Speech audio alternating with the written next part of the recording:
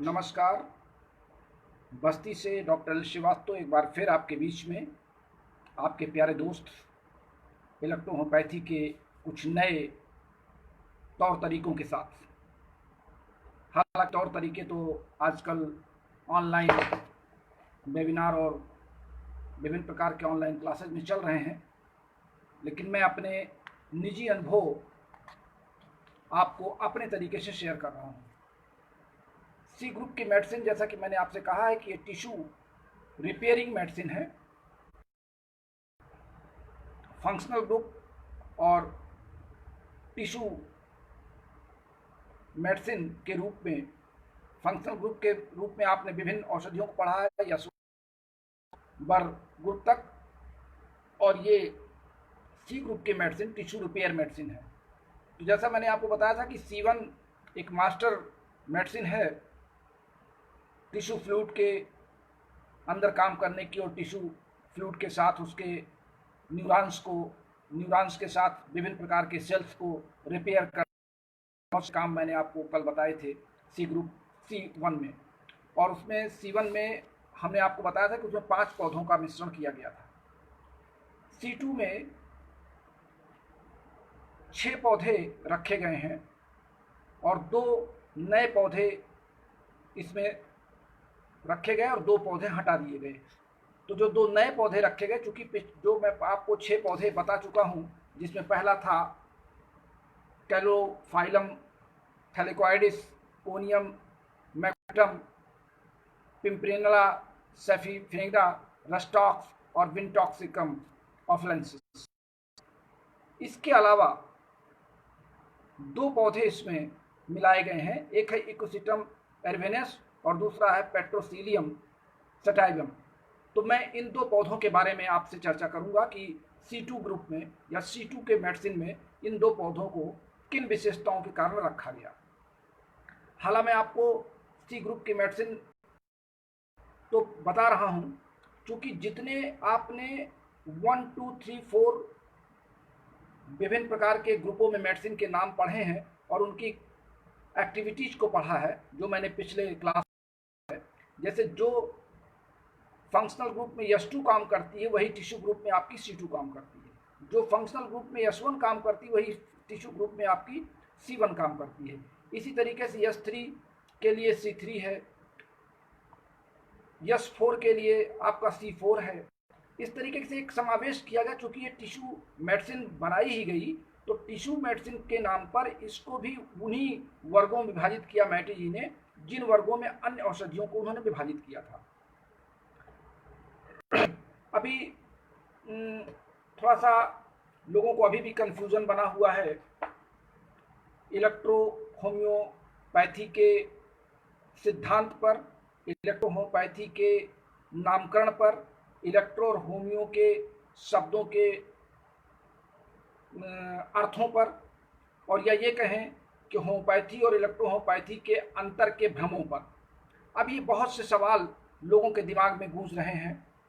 कुछ लोगों का मानना है कि मैटी जी ने होम्योपैथी से ही इलेक्ट्रो होम्योपैथी का निर्माण किया और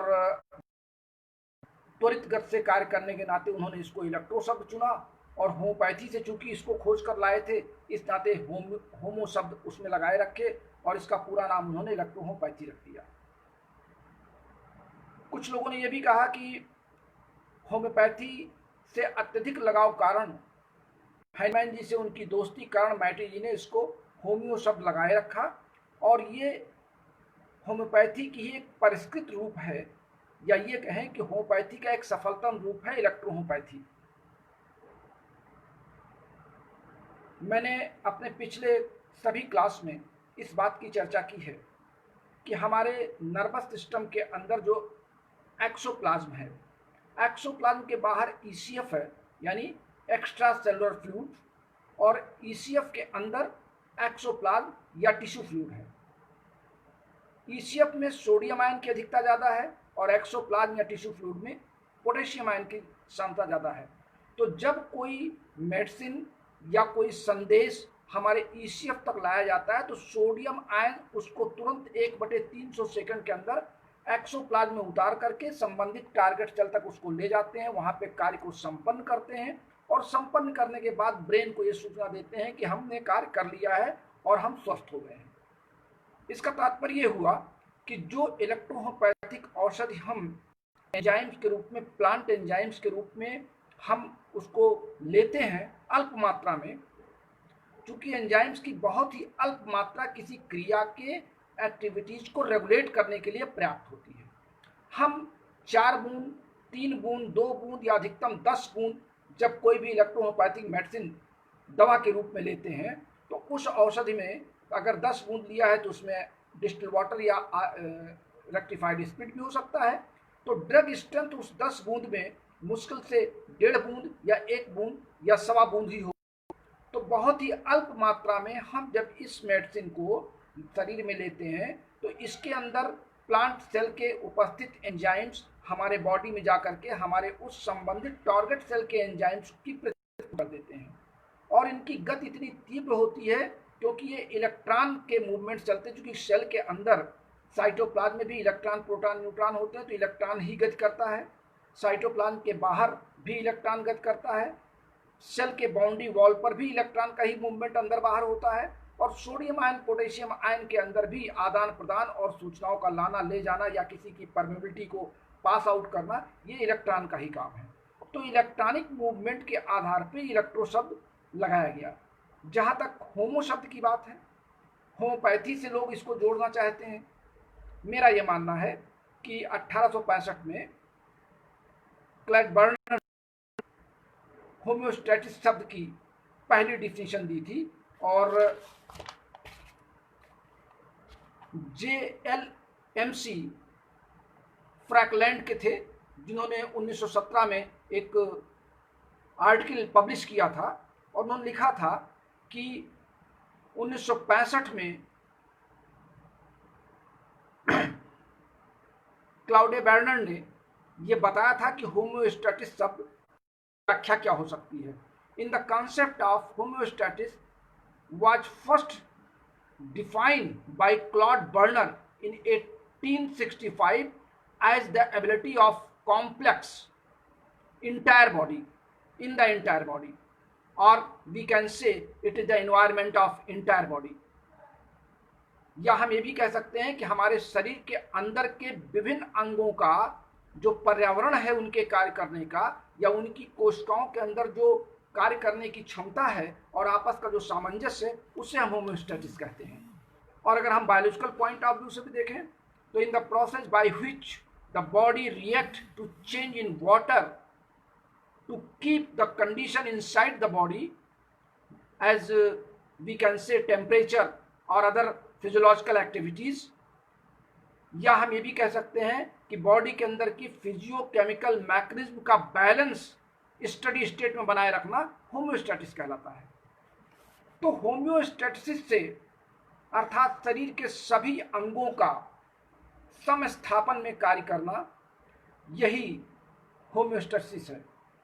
हमने माना कि इलेक्ट्रो शब्द में त्वरित दवाइयां कार्य करने के नाते इलेक्ट्रो शब्द इस्तेमाल किया गया, लेकिन जब इस बात को बार बार सभी वैज्ञानिक और सभी हमारे इलेक्ट्रोहोम्योपैथी के विद्वान और यहाँ तक मैटी जी ने भी इसको लिखा कि ये ऑर्गन वाइज मेडिसिन का सिलेक्शन है इलेक्ट्रोहोम्योपैथी में, तो जब बात ऑर्गन की आ गई तो ऑर्गन के फंक्शन के बेस पर ही तो हम इसको होम्योस्टैटिस मान रहे हैं। हम ये बार बार इस बात को क्यों दोहराना चाहते हैं या बताना चाहते हैं या उदाहरण देकर के समझाना चाहते हैं कि होम्योपैथी का एक परिष्कृत रूप इलेक्ट्रोहोम्योपैथी है, यानी होम्योपैथी से ही हमने इसको निकाला है, होम्योपैथी से ही हमने इसको चुराया है।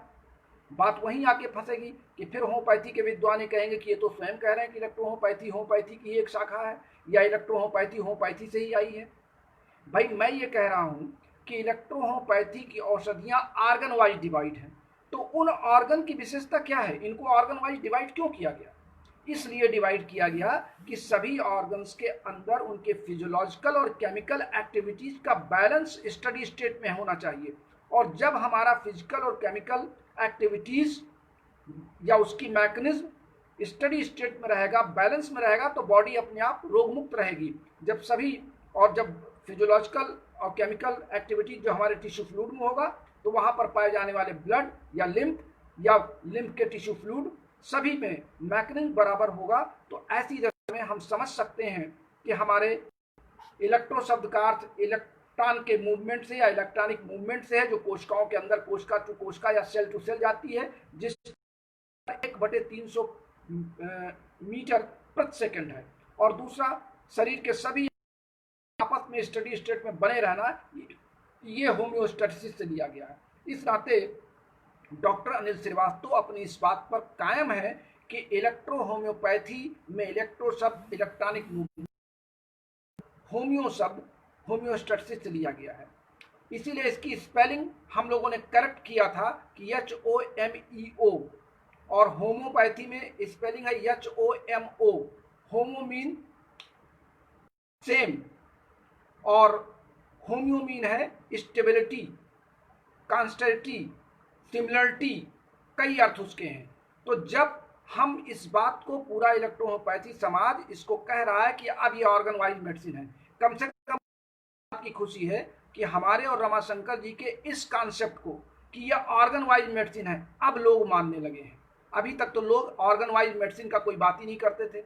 वो तो ये कहते थे कि 10 गोली खाने के पहले खाइए, 10 गोली सोने के बाद ले लीजिए, सुबह उठिए, खाली पेट करिए, वो करिए, first dilution, second dilution, third dilution, temperament, positive negative थे। लेकिन अभी सारी बातों को तो उन्होंने नहीं छोड़ा, लेकिन एक बात पर वो स्थिर हुए और लगभग सभी लोगों के मुख से ये बात निकल के आने लगी कि ये ऑर्गन वाइज मेडिसिन है। जब से मैंने ऑर्गन का चार्ट शुरू किया कि हम लोगों ने आज से 36 साल पहले इसको ऑर्गन वाइज मेडिसिन का डिस्ट्रीब्यूशन बनाया था, तो आज उस बात को तो कम से कम लोग एक्सेप्ट करने लगे। मुझे इस बात की खुशी है कि हमारे कुछ वेवर्स, कुछ हमारे साथी, कुछ हमारे लिसनर्स हमारे इस बात को मानने लगे हैं कि यह ऑर्गन वाइज मेडिसिन है। तो जब ऑर्गन वाइज मेडिसिन आपने स्वीकार किया है, ऑर्गन की फिजियोलॉजिकल और केमिकल बैलेंस को, उसके मैकेनिज्म को ही आगे देखिए, उसके आगे पीछे मत जाइए। इसका संबंध होम्योपैथी से मत जोड़िए। होम्योपैथी में एक सिंगल मेडिसिन अनेक लक्षणों का जन्म देती है। लक्षणों के आधार पर एक सिंगल मेडिसिन को हम टच करते हैं। हमारे इलेक्ट्रोहोम्योपैथी में एक मेडिसिन में 15 से 20 पौधे, 10 पौधे, 5 पौधे, 6 पौधे हमने मिलाए हैं। हमने कई पौधों का समावेश करके एक मेडिसिन बनाई है। इसी तरीके से अन्य चिकित्सा तमाम औषधियों में तमाम तरह का जो आपस में मिश्रण होता है या उनका कंपाउंड होता है, तो अलग अलग चिकित्सा पद्धतियों में अलग अलग तरीके की फार्मेसी है, अलग अलग तरीके का उनका फार्मूला है, उनकी एक थियरी है, उनका एक कॉन्सेप्ट है। तो ऐसी दशा में जब होम्योपैथी में एक फंक्शनल मेडिसिन बनाई और एक टिश्यू मेडिसिन बनाई, हमने 2 ग्रुप में मेडिसिन। फंक्शनल मेडिसिन में हमारा yes group, when group, were group, P group और एफ ग्रुप तथा यल ग्रुप। और टिश्यू मेडिसिन में हमने C17 तक इसको बनाया। C17 तक हमने का मतलब मैटी जी ने, हमने का मतलब आप डॉक्टर श्रीवास्तव न समझने, नहीं फिर आप इनको अहंकार हो गया, खुद ही मेडिसिन बना रहे हैं, क्योंकि छोटी छोटी बातों को आप लोग पकड़ रहे हैं। आप लोग, कुछ तो हमारे साथी बहुत अच्छे विद्वान हैं जो इस बात को समझते हैं कि मैं क्या बताना चाहता हूं, उनके मतलब का जो है उसको उसी को ग्रहण करते हैं। लेकिन हमारे कुछ साथी ऐसे हैं जो हम अच्छी चीज बताएं उसको ग्रहण नहीं कर रहे हैं, हमारी छोटी सी कमियों को पकड़ करके समझा रहे हैं कि आपने ये गलत बता दिया, आपने ऐसा कह दिया, आपको इसका एक्सप्लेनेशन देना चाहिए। तो मैं का मतलब इलेक्ट्रोहोम्योपैथी के फाउंडर यानी मैटी जी ने जब सी ग्रुप का निर्माण किया तो 17 मेडिसिन का निर्माण किया, और 17 मेडिसिन में वो सारे पैरेलल मेडिसिन हो चलाया कि 1 वाले के लिए C1, 2 वाले के लिए C2, उधर के फंक्शनल ग्रुप के 3 वाले के लिए इधर का C3, उधर के 4 वाले के लिए इधर का C4। इस तरीके से उन्होंने उसका डिवाइडेशन किया। तो C1 में जो मेडिसिन थी 6, उसमें से C2 में तो अलग पौधों का चयन किया गया, जिसमें पहला है इकोसिस्टम एर्वेनेस। और ये इकोसिस्टम एर्वेनेस अगर आपने बॉटनी के पॉइंट ऑफ व्यू से देखें तो ये फैमिली इकोसिटेसी है, और ये फैमिली इकोसिटेसी में रिप्रेजेंट करता है सिंगल जीनस इकोसिस्टम के लिए। कॉमनली इसको हम हैं और comprise about 25 species in the world. पूरे विश्व में लगभग इसकी 25 प्रजातियां पाई जाती हैं। They are usually in the marshy places, जहाँ पर मर्सी प्लेस या दल स्थान होता है वहाँ पर ये पाए जाते हैं। ये कॉस्मोपोलिटियन होते हैं। ऑस्ट्रेलिया में हर्बेसियस क्रिप्टोगैमस कहलाते हैं। टेम्परेट रीजन में भी ये पाए जाते हैं। हमारे बहुत से साथी हमारे लाइन पर हैं और मैं सबका धन्यवाद करता हूँ। हमारे राजेंद्र प्रसाद सैनी जी हैं, राजेंद्र सिंह राठौर जी हैं, राजेंद्र सिंह राठौर जी मथुरा से, और हमारे कई साथी इस समय लाइन पर हैं।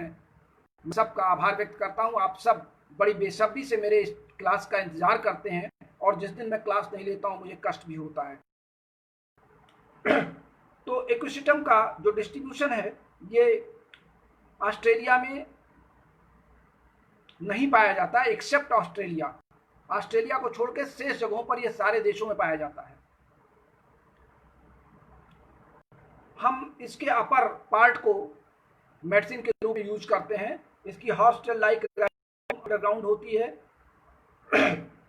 कुछ इसमें सपोर्टिंग प्रोडक्ट होते हैं कोन टाइप के, उस कोन का उपयोग ब्रांच के रूप में किया जाता है। वो ब्रांच आगे जा करके स्टेम के रूप में डिवाइड हो जाते हैं और उसी अपर प्लांट को या हम यूज करते हैं। अगर मेडिसिनल पॉइंट ऑफ व्यू से देखें तो they are also used in the treatment of dropsy and spastic. Probably are studied the vegetable pink Japanese rhizome और north Mexico, Indian north Mexico में ये ड्रॉप्सी में विशेष करके जहाँ पर सेल्स का डैमेज होना, सेल्स ऐसे तमाम केसों में इस पौधे का उपयोग देखा है। दूसरा पौधा इसमें मिलाया गया ये था पेट्रोसिलियम सटाइवम।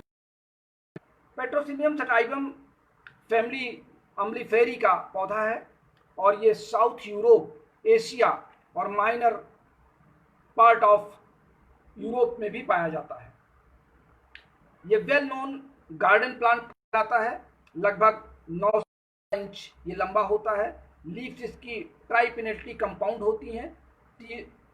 3 प्रकार की ट्रेंडल बनाई हुई इसकी लीफ पाई जाती हैं और इसमें फ्रूट लगभग 2 से 3 मिलीमीटर के रेडियस वाले फ्रूट इसमें लगता है। प्राइमरी लीज के अंदर बंद होते हैं। फ्रूट और रूट ये दोनों मेडिसिनल यूज में लिए जाते हैं। इसकी लीफ से हम जो अर्क निकालते हैं वो विभिन्न प्रकार के डायूरेटिक और माइनर स्टमक अपसेट में हम इसका प्रयोग करते हैं। यानी जहाँ पर हमारे इंटेस्टाइन में म्यूकस मेम्ब्रेन का घट बढ़ जाना, इंटेस्टाइन में कोई एब्सेस हो जाना, एबनॉर्मलिटी हो जाना उसके टिश्यू में, या कोई पेट में घाव हो जाना, या डायरिया के दौरान हमारे म्यूकस मेम्ब्रेन का क्षय हो जाना, वहाँ पर C2 हम करते हैं। C2 के इस पौधे में, इसीलिए इस पौधे को लिया भी गया है। तो ये 2 पौधे हमारे डाले गए हैं C2 के लिए। जहाँ पर जब बात हम C3 की करते हैं,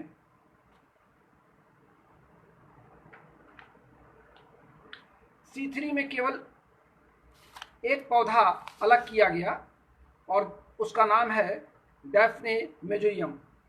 डैफ्नी मेजोरियम ये थाइमेलेसी पौधा है और ये थ्रू आउट यूरोप में पाया जाता है, टेम्परेट एशिया में पाया जाता है, नॉर्थ अफ्रीका में पाया जाता है, साइबेरिया के जंगलों में पाया जाता है और ये एक वर्ड लाइक चॉक टाइप का पौधा है जो इंग्लैंड में भी पाया जाता है। इस बाग या इसकी छाल का उपयोग हम औषधि के रूप में करते हैं। जहाँ तक मेडिसिनल पॉइंट ऑफ व्यू से इस पौधे का डिस्ट्रीब्यूशन है तो ये ड्राइड बार्क है जिसको हम मेडिसिनल यूज में स्टिमुलेट द डायरेट and the production of saliva. Saliva जो हमारा लार होता है, लार जब कम बनती है तो लार बनाने में इसका उपयोग करते हैं। इसको खाने से, चूसने से लार बनती है और गले या गले के ट्रैकियल पार्ट के टिश्यू का डैमेज होना, माउथ कैविटी के पार्ट का डैमेज होना, टॉन्सिल का बढ़ जाना, ये तमाम कारक हैं जहां पर हम इस C2 का प्रयोग करते हैं, C3 के पौधे में करते हैं। हम चूंकि कॉमन प्लांट को आपको C1 में पढ़ा चुके, साथ ही हम C1, C2, C3 के जो इंटरनल प्लांट अलग है मैं उनकी बात कर रहा हूँ। C4 में हमारा है फाइटोलैक्का डेकेरा।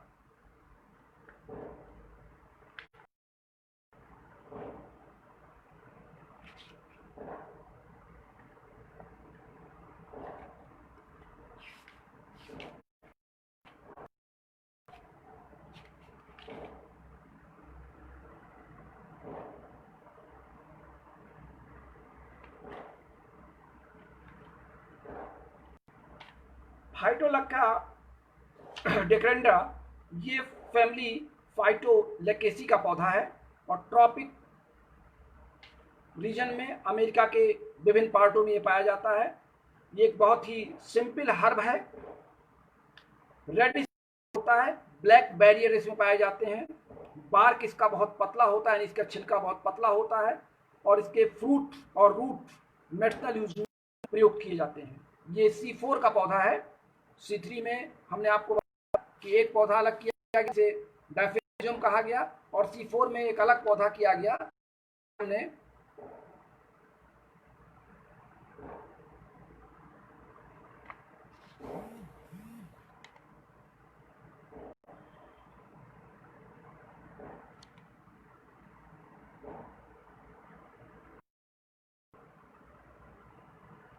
C4 में कई किताबों ने कई प्रकार के पौधों के दिए हैं। इस नाते मैं पर थोड़ा और स्टडी कर लूं तो मेरे सामने है और तीनों किताबों में C4 के पौधों का कंपोजिशन अलग अलग दिखा। तो पहले मैं ये कंफर्म कर लूं कि C4 में जो 3 पौधे अलग दिखा रहे हैं इसका मतलब क्या है। ये फाइटोलैक्का डेकेरा जो मैं आपसे वर्णन कर रहा हूँ ये C5 का पौधा है। C5 बीच में नेटवर्क प्रॉब्लम थी। तो फाइटोलैक्का ये आपका ड्रिकिना C5 का पौधा है। C4 के पौधे की बात कर लेंगे। C4 के पौधे में मुझे थोड़ा सा स्टडी करना पड़ेगा। ये भी कमेंट करने लगते हैं कि आप किताबों की मदद लेके पढ़ाते हैं। भाई किताब और सहायक किताब आप ये बताएं, मैं आप उस प्लांट के बारे में डिस्क्रिप्शन, प्लांट का मेडिसिनल वैल्यू, तो अगर मुझे इन सहायक पुस्तकों की मदद नहीं मिलेगी तो मैं आपके पास आ कैसे पाऊंगा। केवल हमको दवाएं बताना हो, क्योंकि इतने पौधे हैं, 114 पौधे हैं और हर पौधे का अलग अलग औषधियों में किया गया है, तो बिना बगल में अपनी पुस्तकों को रखे और कुछ उनसे मदद लेते हुए भी तो मैं आपको बता पाऊँ। आप शायद, हमें लगता है आज नेटवर्क प्रॉब्लम कुछ ज़्यादा ही है, इस नाते मुझे बीच बीच में आपके बीच रुकना पड़ रहा है। जो ग्रेजुएशन और पोस्ट ग्रेजुएशन में जो प्रोफेसर आते हैं, शायद आप में से जिन लोगों ने पोस्ट ग्रेजुएशन किया हो या हायर लेवल के एजुकेशन किया हो, उन्हें पता होगा कि ब्रीफकेस खोल करके और वो केवल नोट्स लिखवाते हैं डिग्री कॉलेजों में, और वो नोट्स इतने इंपॉर्टेंट होते हैं कि पढ़ने वाला उस नोट्स को लेने के लिए 5 घंटे 6 घंटे कॉलेज में बैठा है। और मैं अगर आपको थोड़े बहुत हिंट किताबों से लेकर के आपको लगातार 20 मिनट 30 मिनट 40 मिनट बता रहा हूँ, तो फिर आप ये कहने लगते हो कि मैं किताबों को देख के पढ़ाता हूँ। किताबों को देखना तो हर किसी को पड़ता है और पढ़ना तो हर किसी को पड़ता है। एक शिक्षक भी विद्यार्थी जीवन भर रहता है। और बेसिकली मैं जूलॉजी से हूँ, तो बॉटनिकल पॉइंट ऑफ व्यू से मैं थोड़ा सा कमज़ोर ज़रूर अपने आप को मानता हूँ। तो स्वाभाविक है कि मैं इतना स्टडी करता हूँ इन पौधों के बारे में, मैंने पूरा सर्च किया, स्टडी किया, उसको ऑनलाइन किया, नोट्स बनाया, तब तो आपके सामने आया। क्योंकि ये सब बातें तो मैंने 36 साल पहले पढ़ी थी। तो आज 36 साल बाद जब मैं आपके बीच आ रहा हूँ तो मैं अपनी मेमोरी को, मैं भी अपने आप को रिफ्रेश कर रहा हूँ। वरना अच्छे इलेक्ट्रोहोम्योपैथी के चिकित्सक किसी एक पौधे के मिश्रण को याद नहीं कर सकते, उसके बीच के पौधों को नहीं बताते हैं। और मैं अगर आपके बीच आ रहा हूं तो आप कम से कम इस बात को समझने का प्रयास करें कि मैं आपके लिए अपना समय लगा रहा हूं। बात C2 की है। C2, C3 और C5, C4 को मैंने बीच में छोड़ दिया है। C4 की चर्चा हम करेंगे। C2 को हम basically gall bladder, urinary bladder, intestine, uterus, bladder organs में, किडनी में, यूरिनरी सिस्टम में, यूरेथ्रा में, स्किन में, सेलुलर फिंगर्स पर, न्यूट्रेटिव पर हम इसको बहुत अच्छी मेडिसिन मानते हैं। यहाँ के अंगों के या इनसे संबंधित टिश्यूज एबनॉर्मलिटीज होती हैं, उस टिश्यूज एबनॉर्मलिटीज को C2 कवर करता है। C2 को हमेशा F1, S5 या WE के साथ देने क्षमता में वृद्धि की जा सकती है। C2 को हम एक एक्यूट घाव जहां पर दिखाई पड़ता है हम वहां पर भी देते हैं, तो जो टिश्यू रप्चर हुए हैं वो फिर से रिपेयर होते हैं। ब्लाइंड पाइल्स में पाइल्स हो जाना, कहीं पर गांठ बन जाना, गांठ का लालिमा ले लेना, गांठ में पस बनने की संभावना बढ़ जाना, वहाँ पे RBC कम होकर के WBC की संख्या बढ़ने लगना, ऐसी दशा में हम C2 का प्रयोग करते हैं। तो C2 WBC की संख्या को लिमिट करती है, RBC को कंट्रोल करती है और स्वेलिंग को कम करके स्वेलिंग को कम करके उसके रप्चर्ड को ठीक करती, रिपेयर करती है।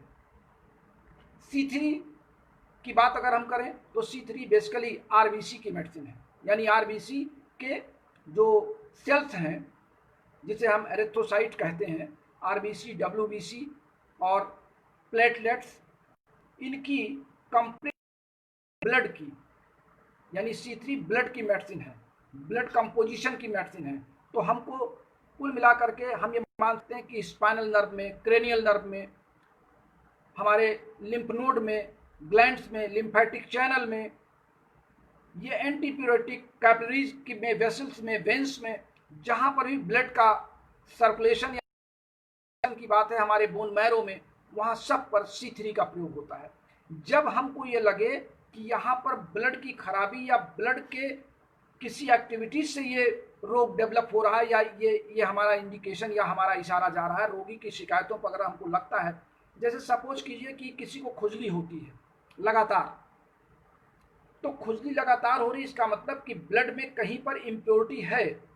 तो खुजली की दवा में अगर हम कोई अन्य ऑर्गन मेडिसिन दे रहे हैं, हम उठा करके S3 दे रहे हैं, स्किन की डेली दे रहे हैं, तो हमको वहाँ पे C3 कंपलसरी देनी है, क्योंकि C3 ब्लड मेडिसिन है, ब्लड की प्यूरिफाइड मेडिसिन है, जिसमें विशेष करके RBC की मेडिसिन है ये। तो RBC को अगर हमें स्ट्रॉन्ग करना है तो वहाँ पे हमको C3 याद करना पड़ेगा। हमारे एक्सक्रेटरी सिस्टम में, जहाँ पर ब्लड के छनने में, किडनी में ब्लड छनता है, ब्लड छन करके यूरिन बनता है, अगर किडनी में हमको कोई प्रॉब्लम आ रही है तो वहाँ पर भी अगर रक्त के छनने में या रक्त के साफ होने में, या ऑक्सीजन ब्लड से लेकर के ब्लड की कैपिलरी ऑक्सीजन ले रही है और फिर उसका आगे सही संचालन नहीं कर पा रही, तो वहाँ भी हमको C3 की जरूरत पड़ती है। यानी C3 हमारी RBC, WBC, प्लेटलेट्स को रिपेयर करने का काम करती है, उसको मेंटेन करने का काम करती है। चर्चा हम बाद में कर लेंगे। C5 की तुलना हम S5 से करते हैं। हमने S5 को आपको बताया था कि शरीर के अंदर किसी भी प्रकार के होने वाले स्वेलिंग, मांसपेशियों में तनाव, स्ट्रेस, हेडेक, आंखों में झुंझुनाहट होना, आंखों में भारीपन आना, चेहरे पर स्वेलिंग हो जाना, कोई एब्सेस हो जाना, वहाँ पर हम S5 को फंक्शनल मेडिसिन के रूप में प्रयोग के लिए हमने आपको बताया था। ठीक उसी प्रकार उसी ऑर्गन के लिए C5 आपकी टिश्यू मेडिसिन का काम करेगी। जहाँ पर S5 आप दर्द समाप्त करने के लिए देंगे, तो उस दर्द के साथ जो वहाँ पे टिश्यू डिस्टर्ब हुए हैं, उस टिश्यू को रिपेयर करने के लिए C5 मेडिसिन की कंपलसरी हमको देना पड़ेगा, यानी S5 और C5 को कॉम्बिनेशन देना पड़ेगा। हम ये भी देख सकते हैं कि यहाँ पर B एक इलेक्ट्रिसिटी है, B को हमें C5 के साथ जोड़ के देना, जिससे ब्लड सर्कुलेशन प्रॉपर हो जाए। अभी हम इलेक्ट्रिसिटीज की बात आपसे करेंगे, तो वहाँ पे हम इसकी लंबी चर्चा करेंगे। C5 का प्रयोग हम एपिलेप्सी में भी करते हैं, मिर्गी के समय, बहरेपन में भी C5 का काम देते हैं, हिस्टीरिया में देते हैं, टाइफाइड के बुखार में देते हैं, गट में देते हैं, लेबर पेन में देते हैं। C5 के वो सारे प्रयोग हैं जहाँ पे S5 की जरूरत पड़ती है। तो S5 और C5 को हम दोनों को एक साथ याद करते हैं। तो मैं समझता हूँ कि आज C ग्रुप के C2, C3 और C5 हमने आपको 3 मेडिसिन बताई है और तीनों के कॉम्बिनेशन बताए हैं, तीनों के पौधों का वर्गीकरण बताया है और उनके मेडिसिनल वैल्यू बताए हैं। कल मैं आपको C ग्रुप में अन्य औषधियों के बारे में चर्चा करूंगा। फिलहाल आज तक के लिए इतना ही। कल आपसे फिर मिलेंगे। तब तक के लिए अपने प्यारे दोस्त डॉक्टर श्रीवास्तव को इजाजत दीजिए। नमस्कार, शुभ रात्रि।